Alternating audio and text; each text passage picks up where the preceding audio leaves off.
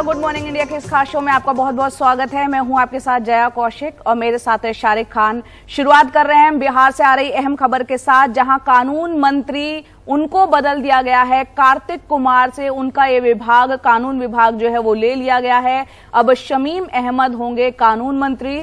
कार्तिक कुमार अब गन्ना उद्योग विभाग संभालेंगे। आपको बता दें, कार्तिक कुमार वो मंत्री रह चुके हैं जिनका विभाग, जिनका बदला गया है, उन पर अपहरण का मामला था और अपहरण के वो आरोपी हैं। मनीष कुमार है हमारे साथ इस बारे में ज्यादा बात करने के लिए। मनीष, जिस तरह के आरोप थे, पहले मंत्री बनाया गया और फिर उन्हें कानून मंत्रालय दे दिया गया। यह मंत्रालय बदला जाना वक्त की ही बात थी और वो हुआ भी। देखिए सारिक, उनको उनके खिलाफ जो गिरफ्तारी का वारंट था उस पर नो कोर्सिव जो है वो 1 सितंबर तक लागू है, यानी कि 2 सितंबर में इस मामले की फिर से सुनवाई होगी। और वो राज्य के कानून मंत्री भी हैं और ये जो सुनवाई है वो यहाँ के एडीजे के कोर्ट में है, जो जिसके बारे में ये कहा जा सकता था कि लॉ मंत्री जो है उन्होंने जो है आउटकम या जो भी कोर्ट का फैसला है उसे प्रभावित किया है। उससे बचने के लिए राज्य सरकार ने उनका जो विभाग का जो है फेरबदल किया है। जो शमीम अहमद गन्ना मंत्री थे उन्हें कानून मंत्री बना दिया है। कार्तिकेय कुमार जो कानून मंत्री थे उन्हें अब गन्ना विभाग का प्रभार दे दिया गया है। सारिक। मनीष, जैसा आप बता रहे हैं कि 2 तारीख को सुनवाई है, ऐसे में दबाव भी था। देखिए, एक आप जब सरकार में होते हैं तो एक मोरालिटी होती है, एक मोरल ये होता है कि जो कानून मंत्री है वो खुद ही कोर्ट में अगर आरोपी बनकर जाएगा, और वो भी कोर्ट कोई सीबीआई की कोर्ट नहीं, कोई ईडी की कोर्ट नहीं, वो राज्य सरकार जो एडीजे का कोर्ट होता है, तो उस पर कई सवाल हो सकते थे। इसलिए राज्य सरकार ने, खासकर मुख्यमंत्री नीतीश कुमार ने तेजस्वी यादव को कॉन्फिडेंस में लेकर ये फेरबदल किया है कि जिससे कि कोई उंगली ना उठा सके। जी बिल्कुल, कोई उंगली ना उठा सके, और इसीलिए फैसला नीतीश सरकार ने लिया कि अपने कानून मंत्री को बदल दिया। उन पे अपहरण का मामला है, 2 सितंबर को कोर्ट में उस मामले पर सुनवाई है। ऐसे में एक मोरालिटी को मद्देनजर रखते हुए उनका विभाग बदला गया है।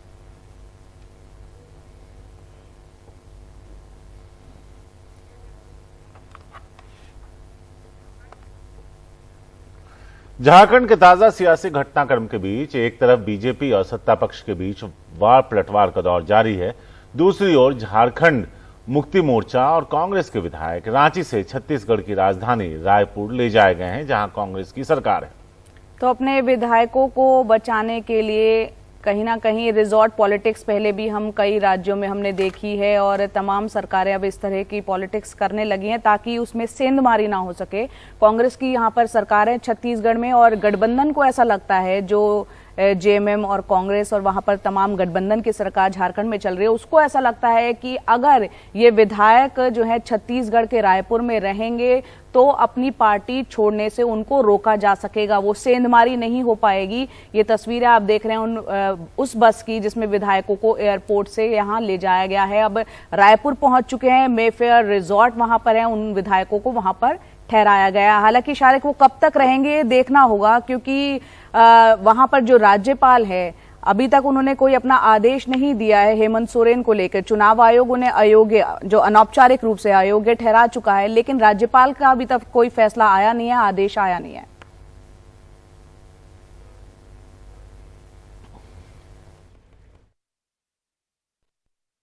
कुछ ऐसे भी हैं जो बिकने के लिए भी खड़े हो जाते हैं, कुछ ऐसे भी हैं जो नहीं बिकते हैं। जो पकड़े गए वो मुसीबत में, जो ना पकड़े गए वो वहां बल्ले बल्ले उनकी। राजनीति में खरीद फरोख्त इतनी आम बात हो गई है कि जहां सरकार पर खतरा मंडराया नहीं, वहीं सत्ता पक्ष के विधायकों को ऐसी सुरक्षित जगह ले जाया जाता है जहां कोई उनकी बोली न लगा पाए। झारखंड मुक्ति मोर्चा और कांग्रेस गठबंधन के विधायकों को इसीलिए कांग्रेस शासित राज्य की राजधानी रायपुर ले जाया गया। सूत्रों के अनुसार 6 दिन पहले निर्वाचन आयोग ने सिफारिश की थी कि मुख्यमंत्री शिबू सोरेन को इसलिए अयोग्य करार दिया जाए क्योंकि पद पर रहते हुए उन्होंने खुद को ही खनन का एक पट्टा दिया था। सोरेन को इस्तीफा देना पड़ेगा। राज्यपाल ने अभी फैसला नहीं किया है कि कार्रवाई कब करनी है। सत्ता पक्ष को डर है कि यहाँ भी बीजेपी ऑपरेशन कमल का खेल खेल रही है, जिसमें विपक्षी दलों की सरकारें गिरा दी जाती हैं, जैसे कि महाराष्ट्र, मध्य प्रदेश और कर्नाटक में हुआ। राज्य में 4 दलों के गठबंधन की 81 सदस्यों वाले सदन में 8 सीटों की बहुमत है। ये कोई आश्चर्यचकित और नया परिपाटी नहीं है और ना ही कुछ कानूनी होने जा रहा है। हर परिस्थिति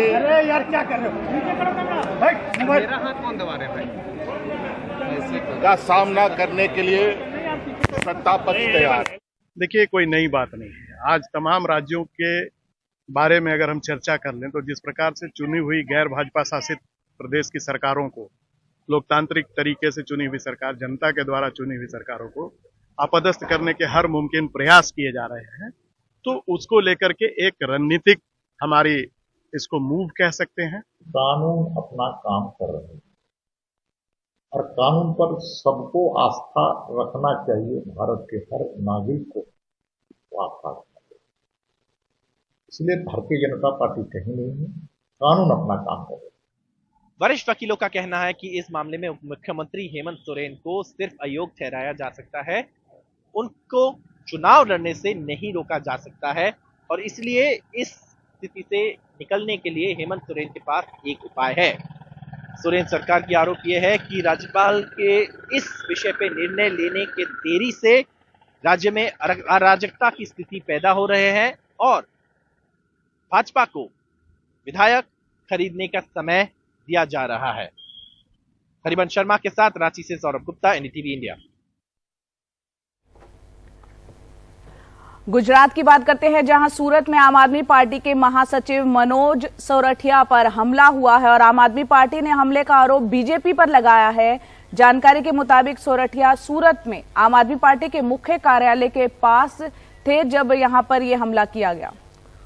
वो पार्टी की ओर से आयोजित गणेश उत्सव की तैयारियों का जायजा लेने पहुंचे थे, तभी कार से आए कुछ लोगों ने उन पर हमला किया। दिल्ली के मुख्यमंत्री अरविंद केजरीवाल और उप मुख्यमंत्री मनीष सिसोदिया ने इसे लेकर बीजेपी पर निशाना साधा है।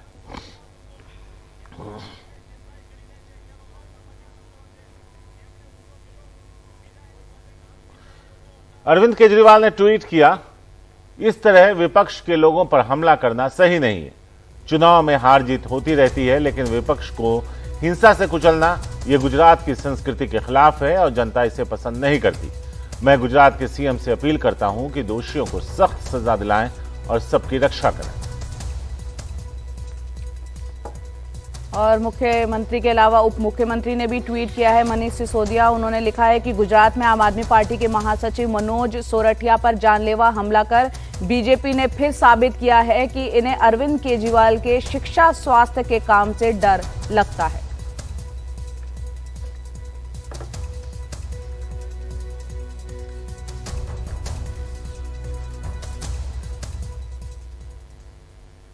मंगलवार को सीबीआई ने दिल्ली के उप मुख्यमंत्री मनीष सिसोदिया के बैंक लॉकर की जांच की, जिसके बाद मनीष सिसोदिया ने दावा किया कि ना ही उनके घर और ना ही उनके बैंक लॉकर में कुछ मिला है। और साथ ही उन्होंने कहा इसलिए उनको क्लीन चिट मिल गई है, हालांकि वो खुद ही दावा कर रहे हैं। इस बीच अब मनीष सिसोदिया ने बीजेपी से 3 सवाल किए हैं। क्या है वो सवाल, देखते हैं इस रिपोर्ट में। 14 घंटे तक मेरे घर में सीबीआई रही। 14 घंटे में जो उन्होंने पूछा, देखना चाहा देखा, पूछना चाहा पूछा, मैंने हर प्रश्न का जवाब दिया। जेपी नड्डा जी सीबीआई भेजी थी, उसी से पूछ लो। अगर मेरी बात यहां पब्लिक में समझ में नहीं आती है तो सीबीआई तो आपकी भेजी हुई थी, उससे पूछ लो। भाई मनीष सिसोदिया ने इस प्रश्न का क्या जवाब दिया? जो यहां खड़े होकर दे रहा हूं वो वहीं दिया। क्या जवाब दें? जवाब तो सारे दे दिए। आप अपनी सीबीआई पे भरोसा नहीं कर रहे कि सीबीआई वाले आपको सच बताएंगे। सीबीआई वाले भी कह रहे हैं कि हम संतुष्ट हैं, इनके घर से कुछ नहीं मिला। प्रधानमंत्री जी बेहद आक्रामक मुद्रा में दिल्ली के उप मुख्यमंत्री मनीष सिसोदिया का जवाब बीजेपी अध्यक्ष जेपी नड्डा को। नड्डा ने आरोप लगाया था कि अरविंद केजरीवाल सवालों के जवाब नहीं दे रहे हैं। सबसे पहली बात तो ये है कि अभी तक केजरीवाल साहब ने शराब नीति पर तो जवाब दिया ही नहीं है। कभी बोलते हैं हमको अंदर करना चाहते हैं, कभी बोलते हैं हमको तकलीफ दे रहे हैं, कभी बोलते हैं अरे भाई, प्रदेश को घाटा हो गया, इतना बड़ा घोटाला हो गया, आंकड़ों सहित सबने रख दिया, तू इधर उधर की बात न कर, तू ये बता कि कारवा लुटा तो लुटा। इससे पहले मनीष सिसोदिया अपनी पत्नी के साथ कथित एक्साइज घोटाला मामले में सीबीआई से अपने बैंक लॉकर की जांच करवाने गाजियाबाद के वसुंधरा में पंजाब नेशनल बैंक की शाखा में पहुंचे। करीब 2 घंटे की जांच के बाद मनीष सिसोदिया ने दावा किया कि उनको क्लीन चिट मिली है। सीबीआई को सबूत की तलाश है और उप मुख्यमंत्री जी के पास आत्मविश्वास है। परेशानी मनीष सिसोदिया की बढ़ी तो है, पर पार्टी अपने इस नेता के साथ मजबूती से खड़ी है। जैसे मेरे घर में कुछ नहीं मिला, वैसे ही लॉकर में भी कुछ नहीं निकला। मुश्किल से 70-80 हजार रुपए के कुछ बच्चों के, कुछ मेरी पत्नी के ज्वेलरी वगैरह, कुछ इस तरह की चीजें हैं। इसके बाद आक्रामक तेवर दिखाते हुए मनीष सिसोदिया ने दिल्ली विधानसभा में कहा कि उन्होंने सभी सवालों के जवाब दिए हैं, अब सवालों के जवाब देने की बारी बीजेपी की है। बीजेपी बताए कि नोटबंदी के दौरान 1400 करोड़ रुपए के घोटाले के मामले में उपराज्यपाल विनय कुमार सक्सेना की जांच क्यों नहीं हो रही। दिल्ली के उपराज्यपाल महोदय माननीय श्री विनय सक्सेना जी, 1400 करोड़ रुपए के नोट बदलवाए आपने जब आप खादी ग्राम उद्योग के चेयरमैन थे। वो 1400 करोड़ रुपए की सीबीआई जांच कब होगी? वो मनी लॉन्ड्रिंग था, उसका जवाब दो कि उसकी जांच कब होगी। उसकी जांच में सीबीआई में उनकी रेड, उनके यहां रेड कब होगी? भाजपा के प्रदर्शन कब तक जारी रहेंगे? जब तक Manish Sisodia deputy chairman, deputy CM से रिजाइन नहीं करेगा। क्या राजदारी है केजरीवाल जी? ऐसा क्या डर है आपको जो आप सत्येंद्र जैन को कैबिनेट से बर्खास्त नहीं कर पा रहे हैं? वैसे बताने वाली बात यह है कि आम आदमी पार्टी और बीजेपी की इस राजनीतिक लड़ाई के बीच दिल्ली विधानसभा का जो विशेष सत्र केवल 1 दिन के लिए बुलाया गया था, वो बुधवार को अपने 4थे दिन में प्रवेश कर जाएगा। और जहां तक बात है अरविंद केजरीवाल के विश्वास मत की, तो विश्वास मत सोमवार को रखा गया था, लेकिन अभी तक इस पर वोटिंग तो दूर, चर्चा भी नहीं हो पाई है। गाजियाबाद से अपने सहयोगी परिमल कुमार और दिल्ली विधानसभा से अपने कैमरा सहयोगी कानन पात्रा के साथ मैं Sharad Sharma, NDTV India. Karnataka high court ने हुबली के ईदगाह मैदान में गणेश पूजा करने की अनुमति दे दी। हाईकोर्ट ने धारवाड़ नगर आयुक्त के आदेश को चुनौती देने वाली याचिका को खारिज करते हुए कुछ शर्तों के साथ पूजा की इजाजत दी है। तो लोग बेहद खुश होंगे क्योंकि आज से ही गणेश उत्सव की शुरुआत होने जा रही है। आज गणेश चतुर्थी है और ये आदेश आने के बाद जो है लोगों में खुशी है। अपने आदेश में हाई कोर्ट ने ये तमाम बातें कही है और एक इजाजत दे दी है ईदगाह मैदान में हुबली में गणेश पूजा की। और अब बात करते हैं बेंगलुरु की, जहां चामराजपेट ईदगाह मैदान में गणेश चतुर्थी समारोह यहां पर नहीं होगा। सुप्रीम कोर्ट ने यथास्थिति को बरकरार रखने के आदेश यहां पर दिए हैं। निहाल किदवई की एक पूरी रिपोर्ट है, इस पर आइए देखते हैं। बेंगलुरु का ईदगाह मैदान छावनी में बदल गया, फ्लैग मार्च जारी रहा।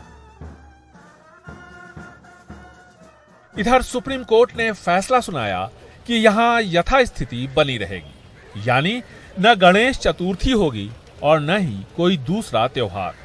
इसको लेकर लंबी चली कानूनी लड़ाई। कर्नाटक हाईकोर्ट ने यहां धार्मिक सांस्कृतिक कार्यक्रमों की इजाजत दी थी। वक्फ बोर्ड ने इसके खिलाफ सुप्रीम कोर्ट का रुख किया। वक्फ बोर्ड ने दावा किया कि ये उसकी जमीन है और यहां बस खेल के अलावा ईद बकरीद की नमाज होती रही है। सुप्रीम कोर्ट के 2 जजों की बेंच इस मामले में बटी रही। फिर 3 जजों की बेंच ने कहा कि यहां यथास्थिति बनी रहेगी। करीब 2 घंटे तक चली मैराथन सुनवाई में वक्फ बोर्ड की ओर से कपिल सिब्बल और दुष्यंत दवे ने बार बार ये कहा कि 200 साल से मालिकाना हक वक्फ बोर्ड के पास है, किसी दूसरे धर्म को इस तरह आयोजन की इजाजत नहीं दी जा सकती है। इस मामले में सुप्रीम कोर्ट दखल दे, मामला काफी गंभीर है।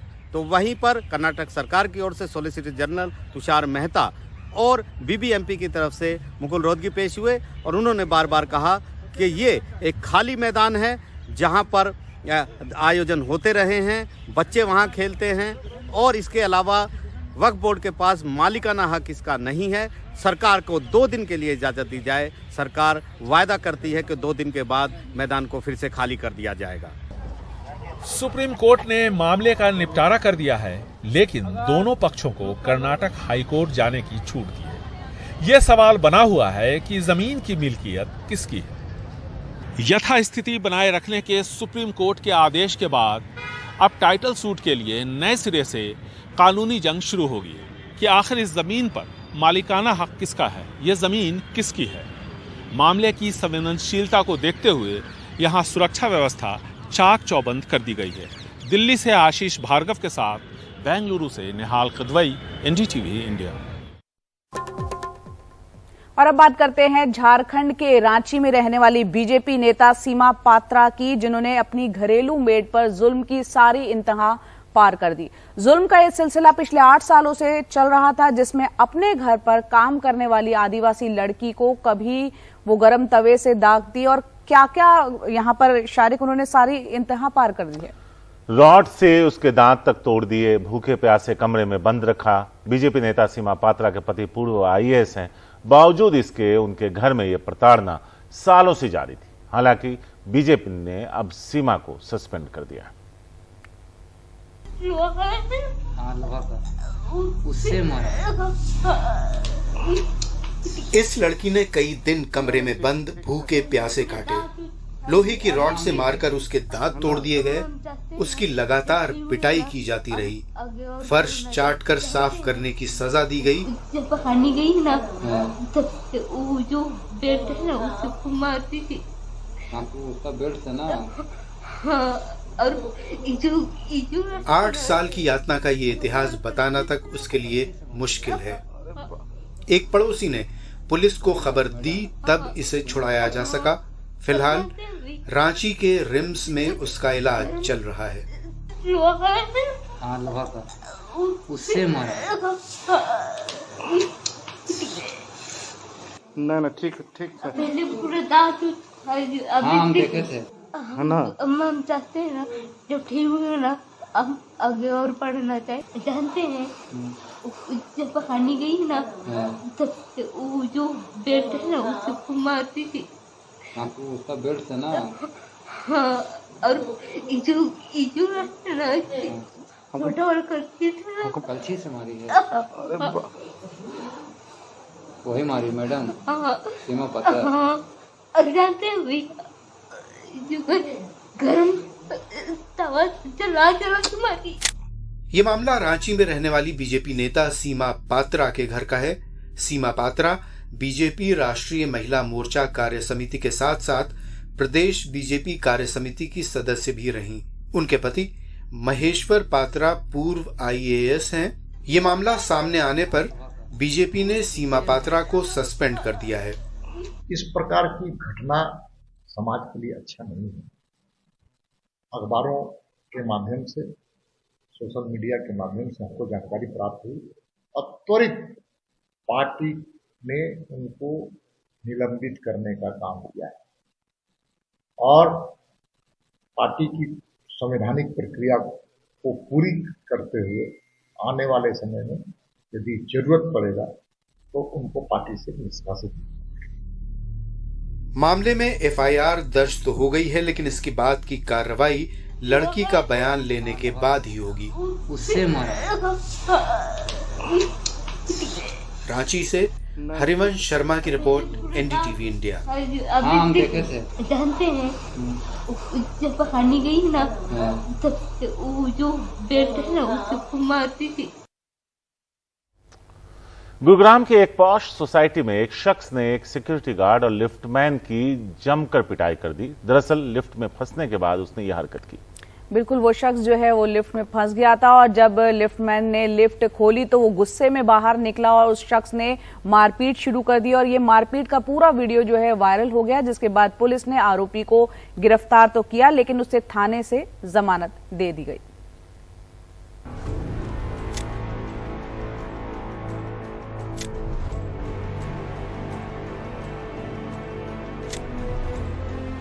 एक तमाचा, फिर दूसरा, तीसरा और चौथा।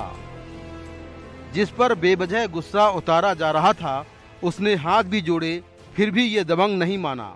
ये तस्वीरें गुरुग्राम की निर्वाणा कंट्री की द नॉर्थ क्लोज सोसाइटी की हैं।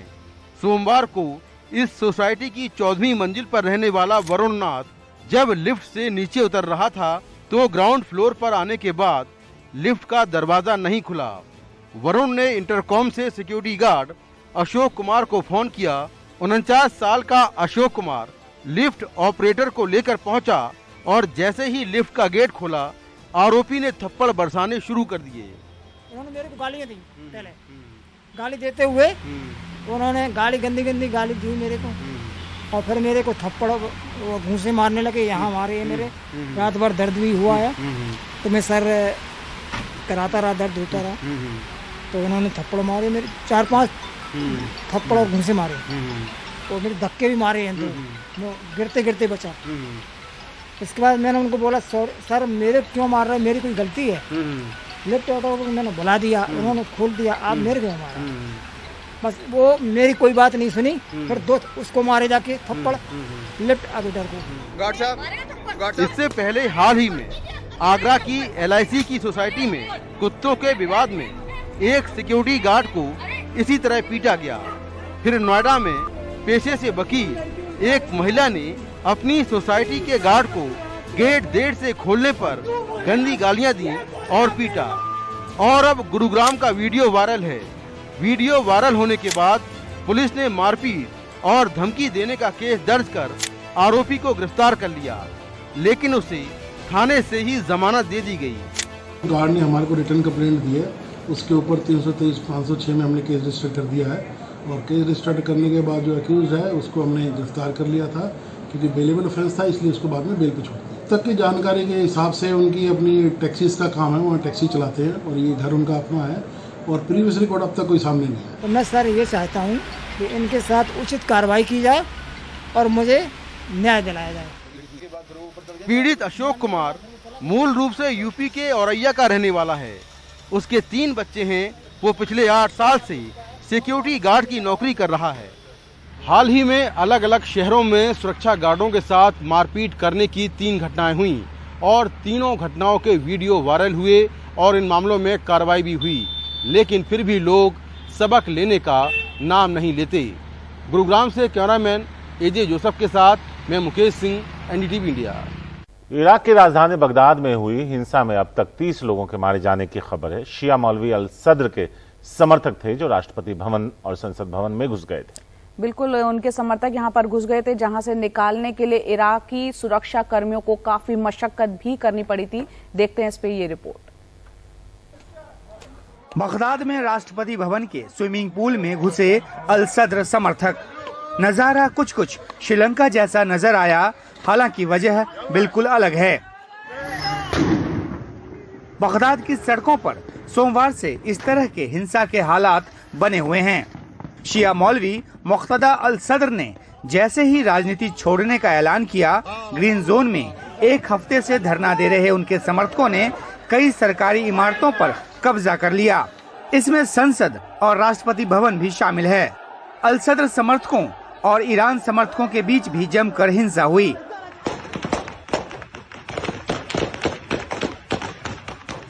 हिंसा और इराकी सुरक्षा बलों की कार्रवाई में अब तक 30 लोगों के मारे जाने की खबर है। जख्मियों की तादाद भी काफी है। सरकार की तरफ से बार बार अपील किए जाने के बाद आखिरकार मंगलवार को अल सद्र ने अपने समर्थकों से ग्रीन जोन खाली करने को कहा। ये क्रांति नहीं है, मैं इसका समर्थन नहीं करता। इराकी खून बहाना हराम है, इसकी इजाजत नहीं दी जा सकती। आप लोग 1 घंटे में ग्रीन जोन खाली कर दें, नहीं तो मैं पार्टी और आपको छोड़ दूं। इराक में पिछले 10 महीने से कोई अस्थायी सरकार नहीं है। पिछले साल हुए चुनाव में सबसे बड़ी पार्टी बनकर उभरने के बाद भी अल सद्र के पास सरकार बनाने के जरूरी आंकड़े नहीं हैं। मामला तब और बिगड़ गया जब मोहम्मद शिया अल सुडानी का नाम प्रधानमंत्री के तौर पर आगे किया गया, जिन्हें तेहरान समर्थक माना जाता है। इसके बाद ही अल सद्र ने राजनीति छोड़ने का ऐलान कर दिया, जिससे हिंसा भड़क उठी। इराक के हालात को देखते हुए ईरान ने अपनी जमीनी सीमा बंद कर दी है। कई एयरलाइंस ने बगदाद की उड़ान रोक दी है। बगदाद में अमेरिकी दूतावास की सुरक्षा के लिए एयर डिफेंस सिस्टम तक को एक्टिवेट करना पड़ा। अल सद्र के निर्देश के बाद उनके समर्थक ग्रीन जोन खाली करते नजर आए, लेकिन जब तक स्थायी सरकार का मसला हल नहीं हो जाता स्थिति तनावपूर्ण बनी रहेगी। नई दिल्ली से उमाशंकर सिंह, एनडीटीवी इंडिया। नौसेना की शान में और इजाफा होने जा रहा है। पहला स्वदेशी विमान वाहक पोत INS विक्रांत 2 सितंबर को नौसेना में शामिल होगा। इस मौके पर पीएम खुद मौजूद रहेंगे। एक रिपोर्ट।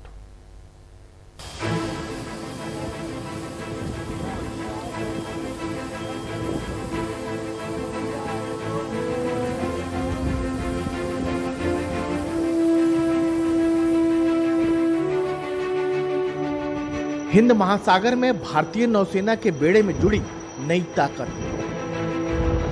समंदर का सीना चीरता पहला स्वदेशी विमान वाहक पोत विक्रांत। 40,000 टन से ज्यादा की क्षमता वाला यह विमान वाहक पोत पूरी तरह से देश में बना है। इसमें 76% स्वदेशी सामग्री का इस्तेमाल है। इतना विशाल विमान वाहक युद्धपोत अब तक सिर्फ अमेरिका, ब्रिटेन, चीन, रूस और फ्रांस बना सके हैं। इसे कोचिन शिपयार्ड लिमिटेड ने 20,000 करोड़ की लागत से तैयार किया है। 1971 की जंग में पहले इसी नाम के विमान वाहक पोत विक्रांत ने अहम भूमिका निभाई थी। इस वजह से इसका नाम भी विक्रांत रखा गया है। विक्रांत की कमीशनिंग न केवल भारतीय नौसेना एवं स्वदेशी पोत निर्माण उद्योग के लिए बल्कि समस्त राष्ट्र के लिए एक यह अविस्मरणीय दिन होगा। और साथ में यह सफलता अमृतकाल में भारत के को एक विकसित देश बनाने का और भारत के स्वदेशीकरण में बढ़ते हुए आत्मविश्वास को भी प्रदर्शित करता है। विक्रांत के साथ भारतीय नौसेना की ताकत काफी बढ़ जाती है। इसमें MiG-29K और कामोव हेलीकॉप्टर सहित करीब 30 विमान एक साथ रखे जा सकते हैं। इसमें 2300 कंपार्टमेंट है। यहाँ 1600 सैनिक हमेशा तैनात रह सकते हैं। इसमें जमीन से हवा में मार करने वाली मिसाइलें भी तैनात की जा सकती है। इसका फ्लाइट डेक एरिया 12,500 वर्ग मीटर का है, करीब 10 ओलंपिक स्विमिंग पूल के बराबर। ये 262.5 मीटर लंबा है और 61.6 मीटर चौड़ा। इसकी अधिकतम स्पीड 28 नॉटिकल माइल्स है और ये एक बार में 7500 नॉटिकल माइल्स यानी करीब 15,000 किलोमीटर की दूरी तय कर सकता है। हम सबको पता है कि हमारे देश के लिए का जो महासागर है, हिंद महासागर, जहाँ हमारा एरिया ऑफ ऑपरेशन है, वहाँ हमारी ज़रूरत तो है कि हमारा फोर्स लेवल ऐसा हो जो कि हम कभी भी डिटरेंस के लिए तैयार रहें। और यही हमारा ध्येय रहा है। और during this particular time, when we had our one aircraft carrier under maintenance, all effort has been made to make it operational at the earliest. Hind महासागर में बढ़ती सैन्य चुनौतियों के बीच विक्रांत भारत के लिए खेल पलटने वाला युद्धपोत साबित हो सकता है। गौरतलब है कि हिंद महासागर में चीन अपनी ताकत लगातार बढ़ा रहा है। ऐसे में विक्रांत के आने से भारत की नौसैनिक ताकत में काफी इजाफा होगा। यह जहां होगा करीब 300 से 400 किलोमीटर तक परिंदा भी पर नहीं मार सकता है। नई दिल्ली से राजीव रंजन, एनडीटीवी इंडिया। नमस्कार, गुड मॉर्निंग इंडिया में आपका स्वागत है। मैं हूं अदिति राजपूत, मेरे साथ हैं जया कौशिक और हम शुरुआत कर रहे हैं झारखंड के रांची से।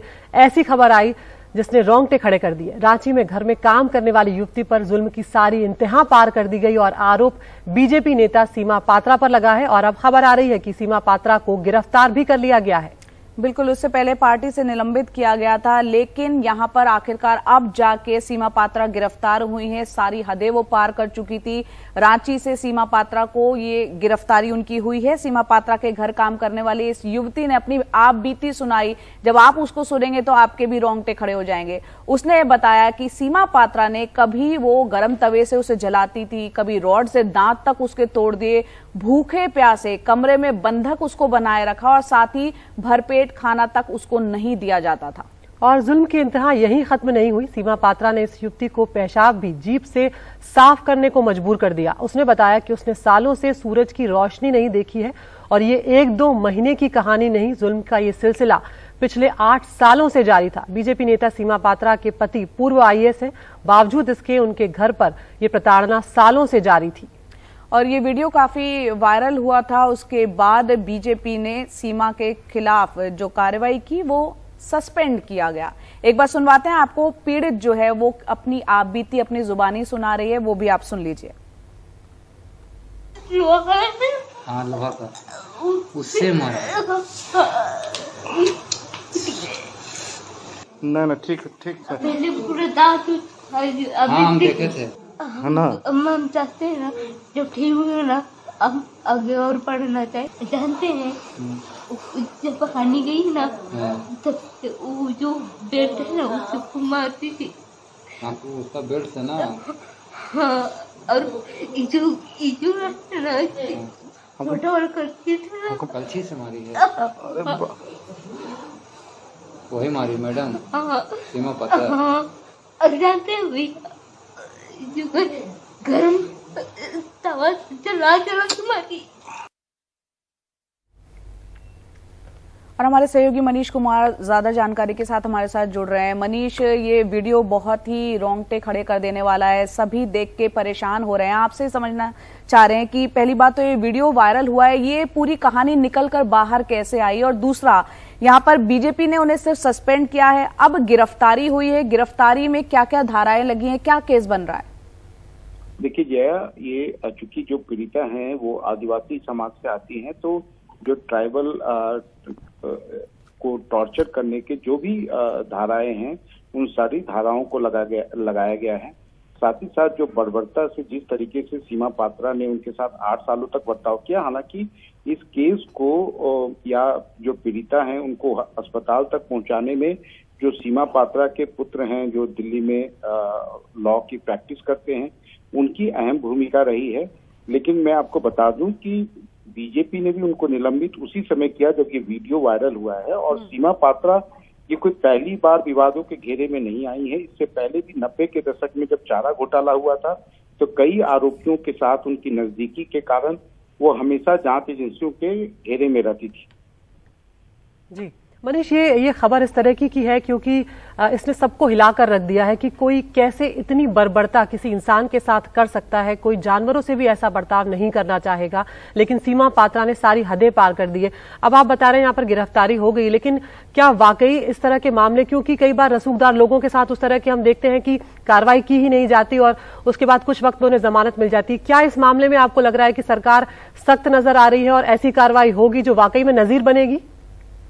देखिए, निश्चित रूप से आने वाले दिनों में इस पूरे प्रकरण में, चूंकि ये मीडिया में इतना ज्यादा ये मामला उजागर रहा है, लेकिन ये भी एक सच है कि अगर सीमा पात्रा इतनी ज्यादा एक महिला के साथ में बर्बर तरीके से पेश आ रही थी तो उसका कारण यही था कि उन्हें अपने सत्ता में पहुंच का और अपने रसूख का जो है इतना ज्यादा घमंड था कि उन्हें लगता था कि कोई उनका कुछ भी बिगाड़ नहीं सकता है। लेकिन सबका एक अंत होता है, और इस तरीके से आप कह सकते हैं कि अभी तक जो सीमा पात्रा जो भी करती आई थी उनकी कारगुजारियों का, जैसे मैंने बताया कि 90 के दशक से हमेशा वो किसी न किसी कारण से चर्चा में रही है, विवादों के घेरे में रही है। लेकिन इस बार लगता है कि उनका पूरा जो है सत्ता में पहुंच का, या जो उनको एक गुमान था कि कोई भी उनका कुछ बिगाड़ नहीं सकता, उसका एक तरह से अंत हुआ है। और आने वाले दिनों में निश्चित रूप से पीड़िता ने जिस प्रकार से टेलीविजन कैमरा के ऊपर स्टेटमेंट दिया है, अगर कोर्ट में इसी स्टेटमेंट को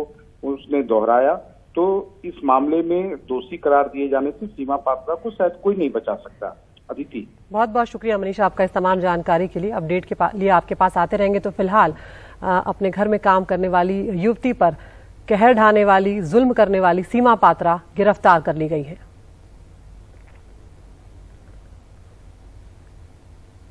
और अब बताते हैं आपको किस तरह कई बार लोन जो है जब लिया जाता है वो किस तरह फंदा बन जाता है। पिछले हफ्ते इंदौर में एक साथ 4 अर्थियां उठी। पेशे से इंजीनियर अमित ने ऑनलाइन ऐप से लोन लिया था। किश्तें नहीं चुका पाने के कारण पूरे परिवार के साथ क्या हुआ अदिति वो भी बता देते हैं। बिल्कुल, उस पूरे परिवार ने खुदकुशी कर ली। कुछ हफ्ते पहले भोपाल से ऐसी खबर आई जहां पर इंजीनियरिंग के छात्र निशांक ने खुदकुशी कर ली थी। उसने भी ऑनलाइन लोन ऐप से बड़ी रकम उधार ले रखी थी और अब सरकार ऑनलाइन ऐप के खिलाफ कार्रवाई की बात कर रही है।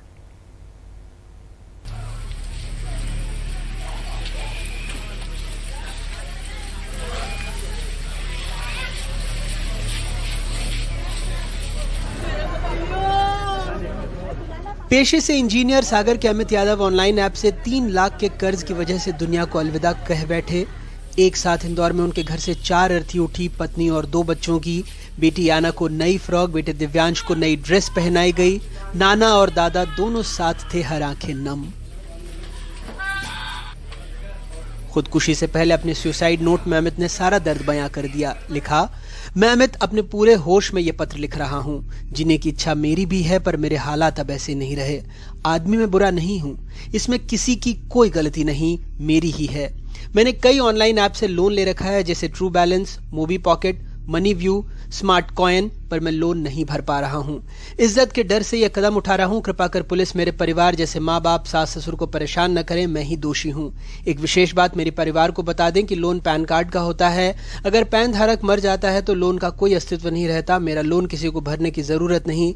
मम्मी, मैं जा रहा हूँ। दोपहर में जानकारी लगी, जब इन्होंने फोन नहीं उठाया तो वहाँ सागर से इनके परिवार के फोन आए इनकी सास के पास, टीना की मम्मी के पास। तो टीना की मम्मी ऊपर आई उनको उठाने। बहुत देर से परेशान हो रहे थे, आवाज दे रहे थे, अंदर से कूलर की आवाज आ रही थी, कोई उठा नहीं रहा था। तब बहुत देर आवाज उठाने के बाद में उठे नहीं, तो फिर पुलिस वालों को हमने बुलाया।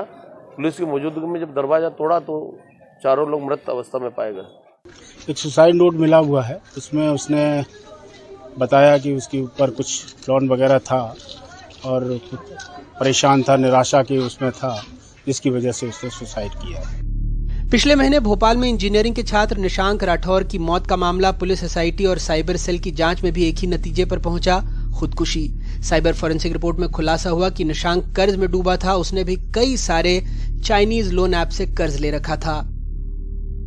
सरकार ने पहले गूगल को कहा वो ऐसे ऐप प्ले स्टोर से हटाए, फिर गाइडलाइन बनाने की बात भी कही जा रही है। अब गूगल ने ऐसे सभी ऐपों को अपने प्ले स्टोर से हटाने का जो निर्णय लिया है, मैं उसका स्वागत करता हूं। लेकिन ये निवेदन भी करता हूं गूगल कंपनी के सभी अधिकारियों से कि भविष्य में इस बात का ध्यान रखें और एहतियात बरतें कि इस तरह के अनाधिकृत ऐप किसी भी रूप में प्रयोग में नहीं लाए जाए। ये पहली बार था, इसलिए हमने कहा है दूसरी बार कार्रवाई हो। सरकार अब जागने की बात कर रही है। जब अकेले इंदौर में इस साल 5000 से ज्यादा शिकायतें पुलिस को मिली है। इन ऐप्स के काम करने का तरीका बेहद शातिराना है। ऐप डाउनलोड करते ही गैलरी, कॉन्टैक्ट, लोकेशन एक्सेस की परमिशन लेते हैं। कई दफे ये यूजर की निजी जानकारी मालवेयर से चुरा लेते हैं। लोन में 60 से 70% तक रकम देते हैं, बाकी सर्विस और दूसरे चार्ज के नाम पर काट लेते हैं। ब्याज 35 से 40% तक वसूला जाता है। ये ऐप 5 से 10 हजार के छोटे लोन देते हैं, अधिकतम 50 हजार तक, लेकिन ब्याज मिलाकर चंद हफ्तों में लाखों वसूले जाते हैं। पैसे नहीं देने पर होता है ब्लैकमेलिंग और शोषण का खेल शुरू। कई लोग पहला उधार चुकाने के लिए दूसरे और दूसरा उधार चुकाने के लिए तीसरे ऐप से लोन लेते हैं और इसी के साथ इन लोन ऐप्स के जाल में फंसते चले जाते हैं। कोरोना के बाद लोगों की खस्ता आर्थिक हालात ने भी लोन बांटने वाली इन चीनी कंपनियों को अपना धंधा बढ़ाने में बहुत मदद की। बिना डॉक्यूमेंट और वेरिफिकेशन के तुरंत लोन पाने के लालच में लोग इन ऐप से लोन ले लेते हैं। यहीं से शुरू होता है ब्लैकमेलिंग और टॉर्चर का खेल। देश में मोबाइल ऐप से फटाफट लोन के नाम पर मनी लॉन्ड्रिंग का चीनी रैकेट सक्रिय है। ये ऐप कंपनियां भारतीयों के नाम से रजिस्टर्ड हैं, लेकिन लाखों करोड़ों की रकम चीन भेजी जा रही है। उससे पहले इसे शेल कंपनियों के लंबे नेटवर्क में घुमाया जा रहा है। लोन ऐप का ये पूरा खेल चीन से जुड़ा है। कई कंपनियां फर्जी दस्तावेजों पर बनी हैं, जिनके सर्वर चीन या फिलीपींस में हैं। बेहद शातिराना तरीके से ये गिरोह काम कर रहे हैं और इन्हें पकड़ना भी मुश्किल होता जा रहा है। छोटे से लोन के चक्कर में लोग ब्लैकमेल हो रहे हैं। ये ऐप उनके लिए जानलेवा साबित हो रहे हैं और देश की सुरक्षा के लिए खतरा भी। इंदौर से अपने सहयोगी समीर खान और भोपाल से कैमरा पर्सन रिजवान के साथ अनुराग द्वारी, NDTV इंडिया। और अब खबर बिहार से। अपहरण के मामले में आरोपी बिहार के कानून मंत्री बदल दिए गए हैं। कार्तिक कुमार जो कानून मंत्री थे उनसे कानून विभाग ले लिया गया है और अब शमीम अहमद जो हैं वो कानून मंत्री बनाए गए हैं। आपको बता दें, कार्तिक कुमार अब गन्ना उद्योग विभाग देखेंगे। जो अभी तक कानून मंत्रालय उनके पास था उनसे वो ले लिया गया है, अब वो गन्ना उद्योग विभाग देखेंगे। और इन पर अपहरण का मामला था और इस मामले में फरार होने को लेकर वारंट भी उनके खिलाफ जारी हुआ था, जिसके बाद कार्तिक कुमार को मंत्री बनाए जाने को लेकर बीजेपी काफी हमलावर भी नजर आई थी। यहां तक कि महागठबंधन में शामिल कांग्रेस और वाम दलों ने भी कार्तिक को मंत्री बनाए जाने को लेकर आपत्ति जाहिर की थी। तो बताया ये जा रहा है, अभी कुछ देर पहले हमने बात की थी हमारे सहयोगी मनीष कुमार से, कि एक वजह ये रही है क्योंकि अपहरण का मामला जो आरोपी हैं जिसमें वो, और 2 सितंबर को कोर्ट में उसकी तारीख है, उससे पहले एक मोरालिटी की बात यहां पर करी गई है, जिसके कारण उन्हें कानून मंत्रालय की बजाय दूसरे विभाग का जिम्मा दिया गया। लेकिन जरा यहाँ पर सवाल ये भी उठता है कि ये किस तरह का, अगर आपको उन्हें हटाना था तो उन्हें हटा दिया जाना था। क्या गन्ना विभाग दे देने से उनके जो दाग हैं वो धुल जाएंगे? ये बहुत बड़ा सवाल है। लेकिन देखते हैं इसमें और क्या कुछ होता है, आगे निकल कर आता है। अब तो गन्ना उद्योग उनको दे दिया गया है, कार्तिक कुमार को। एक ब्रेक के लिए रुक रहे हैं। और गुरुग्राम से एक तस्वीरें सामने आई जो वायरल भी हुई। एक स्पोर्ट्स सोसाइटी में एक शख्स ने एक सिक्योरिटी गार्ड और लिफ्ट मैन की जमकर पिटाई कर दी। दरअसल ये शख्स लिफ्ट में फंस गया था और जब इसे बाहर निकाला गया तो इसने शुक्रिया करने के बजाय उल्टा इन दोनों की पिटाई कर दी। बिल्कुल, जब लिफ्टमैन ने लिफ्ट खोली तो वो काफी गुस्से में बाहर निकला और शख्स ने मारपीट शुरू कर दी और मारपीट का ये जो पूरा वीडियो था वो वायरल हुआ, जिसके बाद पुलिस ने आरोपी को गिरफ्तार तो किया लेकिन थाने जाकर उसको आखिरकार जमानत मिल गई।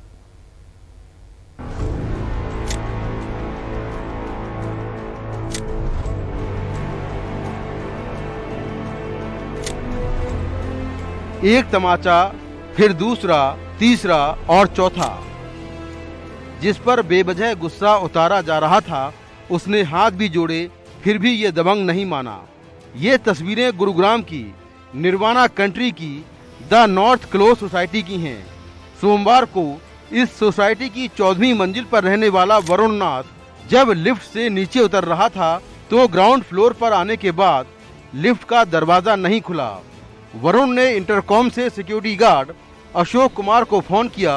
49 साल का अशोक कुमार लिफ्ट ऑपरेटर को लेकर पहुंचा और जैसे ही लिफ्ट का गेट खोला आरोपी ने थप्पड़ बरसाने शुरू कर दिए। उन्होंने मेरे को गालियां दी, पहले गाली देते हुए उन्होंने गाली गंदी गाली दी मेरे को और फिर मेरे को थप्पड़ वो घूंसे मारने लगे। यहाँ मारे है मेरे, रात भर दर्द भी हुआ है तो मैं सर कराता रहा, दर्द होता रहा तो उन्होंने थप्पड़ मारे मेरे, 4-5 थप्पड़ और घूंसे मारे और मेरे धक्के भी मारे हैं तो गिरते गिरते बचा।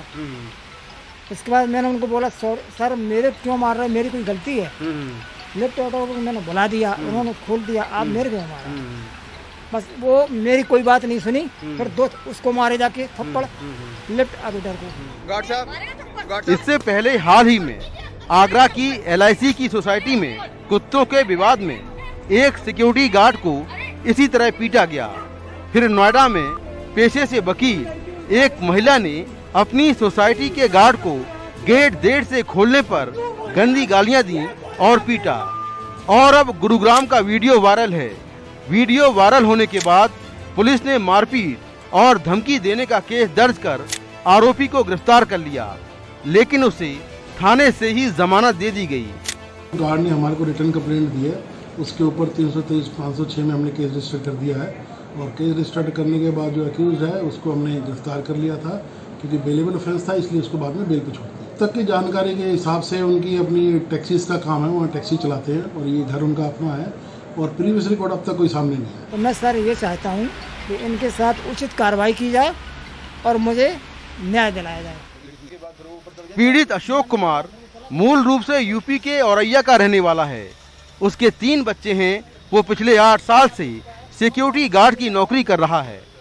हाल ही में अलग अलग शहरों में सुरक्षा गार्डों के साथ मारपीट करने की 3 घटनाएं हुई और तीनों घटनाओं के वीडियो वायरल हुए और इन मामलों में कार्रवाई भी हुई, लेकिन फिर भी लोग सबक लेने का नाम नहीं लेते।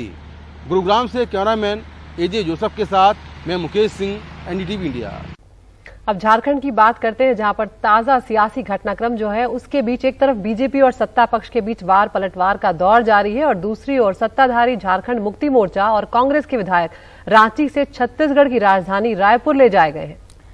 और जहां कांग्रेस की सरकार है छत्तीसगढ़ में, ऐसे में ये जो है इन तक पहुंच ना हो दूसरी पार्टियों की, ऐसे में इनको यहां पर रखा गया है। गठबंधन को ऐसा लगता है झारखंड में कि वहां रह रहे विधायकों को अपनी पार्टी छोड़ने से तभी रोका जा सकेगा जब उनको दूसरे राज्य छत्तीसगढ़, जहां पर रायपुर, छत्तीसगढ़ में कांग्रेस की सरकार है तो रायपुर में जो मेफेयर रिजॉर्ट है वहां पर इन विधायकों को भेज दिया है, ठहराया गया है और उनकी खातिरदारी हो रही है, क्योंकि लगातार ऐसी बातें निकल कर आ रही है और विपक्षी पार्टियां आरोप लगाती रही है। जिन जिन राज्यों में विपक्षी पार्टियां हैं वहां पर बीजेपी जो है ऑपरेशन लोटस, ऑपरेशन कमल चलाती है, जिसके बाद वहां सत्ता से वो बेदखल हो जाते हैं। इसी से बचने के लिए यहां पर हेमंत सोरेन ने ये तरकीब अपनाई है, रिजॉर्ट पॉलिटिक्स, जो कि बहुत आम हो गई है सभी पार्टियों में।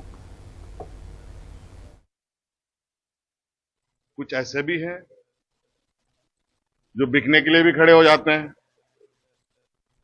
कुछ ऐसे भी हैं जो नहीं बिकते हैं, जो पकड़े गए वो मुसीबत में, जो ना पकड़े गए वो वहां बल्ले बल्ले उनकी। राजनीति में खरीद फरोख्त इतनी आम बात हो गई है कि जहां सरकार पर खतरा मंडराया नहीं, वहीं सत्ता पक्ष के विधायकों को ऐसी सुरक्षित जगह ले जाया जाता है जहां कोई उनकी बोली ना लगा पाए। झारखंड मुक्ति मोर्चा और कांग्रेस गठबंधन के विधायकों को इसीलिए कांग्रेस शासित राज्य की राजधानी रायपुर ले जाया गया।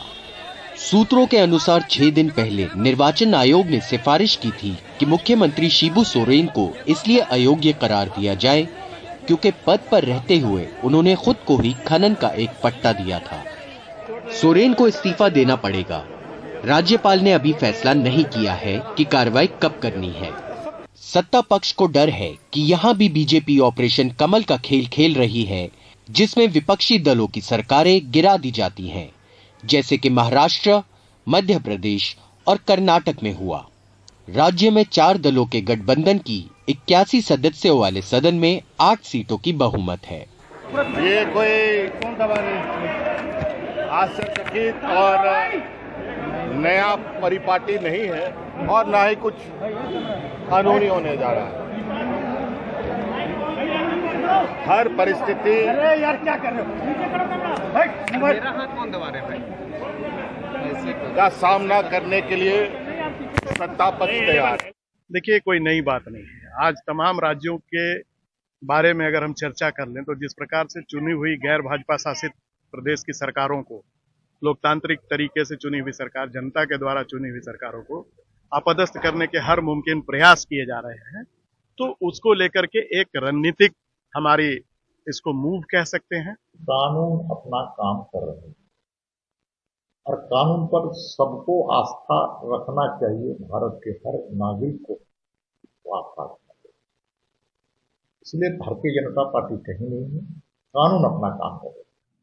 वरिष्ठ वकीलों का कहना है कि इस मामले में मुख्यमंत्री हेमंत सोरेन को सिर्फ अयोग्य ठहराया जा सकता है, उनको चुनाव लड़ने से नहीं रोका जा सकता है और इसलिए इस स्थिति से निकलने के लिए हेमंत सोरेन के पास एक उपाय है। सोरेन सरकार की आरोप यह है कि राज्यपाल के इस विषय पे निर्णय लेने के देरी से राज्य में अराजकता की स्थिति पैदा हो रहे हैं और भाजपा को विधायक खरीदने का समय दिया जा रहा है। हरिवंश शर्मा के साथ रांची से सौरभ गुप्ता, एनडीटीवी इंडिया। गुजरात के सूरत में आम आदमी पार्टी के महासचिव मनोज सोराठिया पर हमला हुआ है। आम आदमी पार्टी ने हमले का आरोप बीजेपी पर लगाया है और जानकारी के मुताबिक सोराठिया सूरत में आम आदमी पार्टी के मुख्य कार्यालय के पास पार्टी की ओर से आयोजित गणेश उत्सव के कार्यक्रम की तैयारियों का जायजा लेने के लिए पहुंचे थे जब यह हमला हुआ। और हम जानते हैं कि इस बार गुजरात, इस साल के आखिर में गुजरात में चुनाव होने जा रहे हैं और अब बीजेपी और आम आदमी पार्टी जो है जमकर एक दूसरे पर आरोप प्रत्यारोप भी लगा रहे हैं, लेकिन ये मामला अलग हो जाता है, क्योंकि सोरठिया का ये कहना है कि जब वो कार से वहां पर कुछ लोग पहुंचे और उन पर हमला किया, दिल्ली के मुख्यमंत्री अरविंद केजरीवाल और उप मुख्यमंत्री मनीष सिसोदिया ने इसे लेकर बीजेपी पर निशाना भी साधा है।